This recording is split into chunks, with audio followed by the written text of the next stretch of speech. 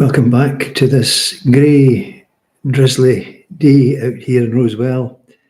It's actually cold with it, and on these sort of darker days, you'd be surprised where I need a wee bit of extra lighting just for the camera work.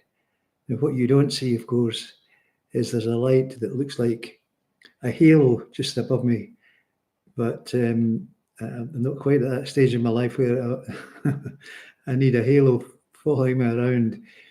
But it's remarkable what you can purchase these days.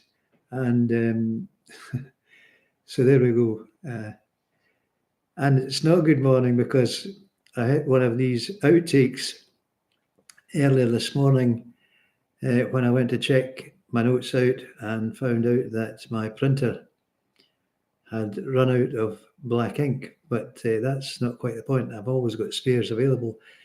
I only had one spare, and of course it didn't work, so it set my heart a bit of a flutter, just trying to get notes put together and whatever else for this service. So it's not good morning to start with, it's good afternoon, but I fully understand this goes online sometime on a Saturday, so quite a lot of you folks will see this before Sunday morning. That's the reason I stick to good morning. You learn these small tricks of the trade.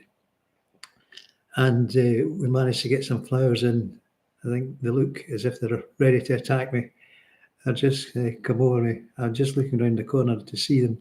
But anyway, it is good afternoon. And for anyone new, my name is the Reverend John Mitchell, retired minister of the Church of Scotland. Out there in the wider world, it's been another busy week with all sorts of things going on. Not all good, I have to say. Turbulent times force us to ask if there's anything good going on. This week's theme will focus on the link through to last week's reading, and it will focus on Jesus the shepherd. The relationship in the Bible, when we talk about that setup, is a wonderful example of a loving God who only wants the best for his people. And that has been the case throughout history. So it is a point to remember when we need to be assured that God loves each one of us. For example, the Easter story of the resurrection reminding us always, every day in our lives, that there is hope. The story that you will hear about reminds us of the impulsive Peter, the disciple Peter who denied having any knowledge of Jesus, and now comes this moment of testing as they share in a meal together, which we're about to read from. But with a twist in the story, a simple scene when Jesus quietly asks Peter a question. Do you love me more than these other disciples? Well, there was no room left for any more denials. The onus now rests squarely upon the shoulders of Peter. Question is, does Jesus ask us that question today? Well, before moving on, let us begin our service.